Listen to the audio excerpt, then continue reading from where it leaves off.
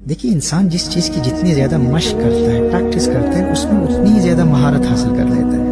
اگر آپ روزانہ خوشی کی پریکٹس کریں تو آپ خوشحالی میں کمال حاصل کر لیں گے، اور اگر آپ ہر روز چھوٹی چھوٹی باتوں پر غصہ کرنے، ناراض ہونے، ڈانٹنے، شور مچانے اور بات بات پر گلے شکوے کرنے کی پریکٹس کریں تو آپ پریشان اور اداس رہنے میں ماہر ہو جائیں گے، جس کا نقصان آپ کو پہنچے گا، آپ کی صحت کو پہنچے گا۔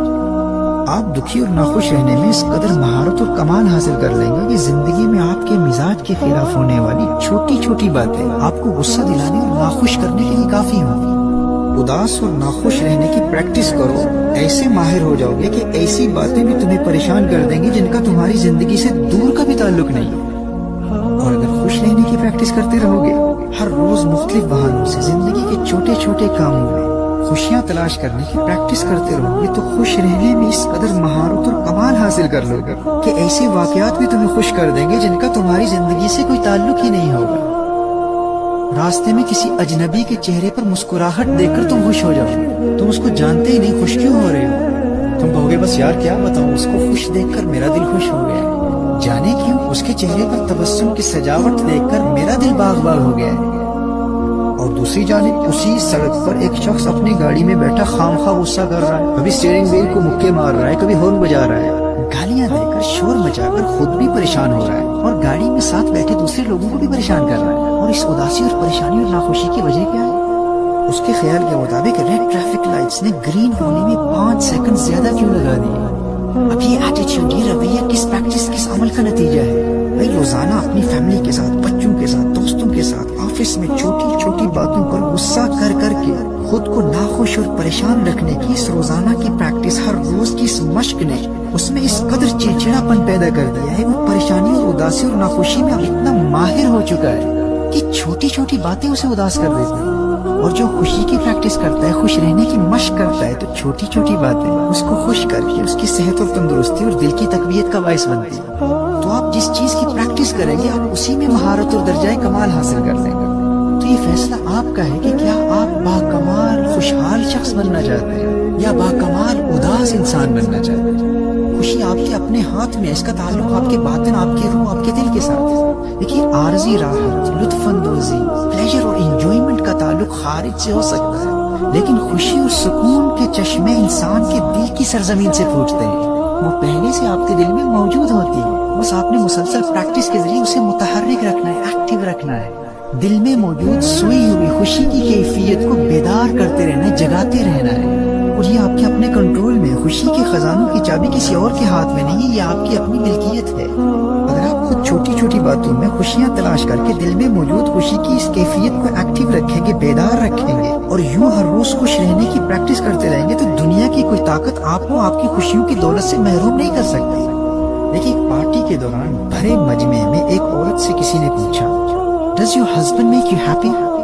کیا تمہارا شوہر تمہیں خوشی دیتا ہے؟ کیا وہ تمہیں خوش رکھتا ہے؟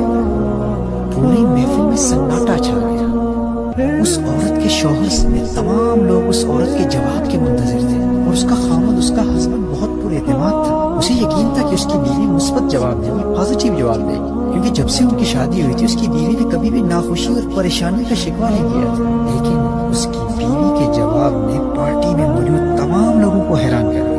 اس نے کہا کہ نہیں، my husband does not make me happy، میرا شوہر مجھے خوش نہیں رکھتا۔ اب اس کی بیوی کا جواب سن کر شوہر کو بھی شدید دھچکا لگا کہ میری ہمیشہ خوش رہنے والی، کبھی شکوہ نہ کرنے والی بیوی نے ایسا جواب کیوں دیا؟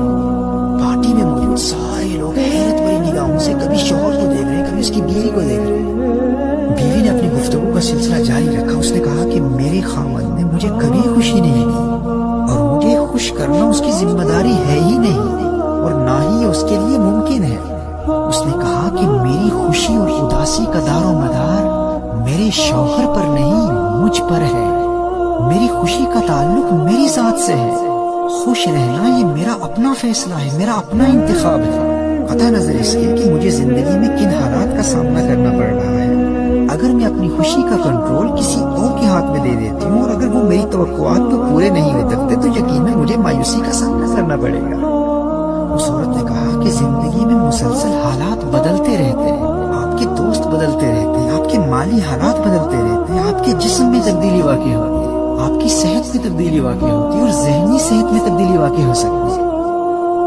آپ کے آفیسرز بدلتے رہتے ہیں, آپ کا باس بدلتا رہتا ہے, دنیا بھر میں ہمیشہ تبدیلیاں واقع ہوتی رہتی ہیں, لیکن یاد رکھنا میری خوشی کا تعلق خارجی حالات سے نہیں ہے. خوش رہنے کا فیصلہ میں نے خود کیا ہے کہ میں نے ہمیشہ اور ہر حال میں خوش رہنا ہے, کیونکہ قدرت نے میری خوشیوں کے خزانوں کی چابی میرے ہاتھ میں دے رکھی ہے.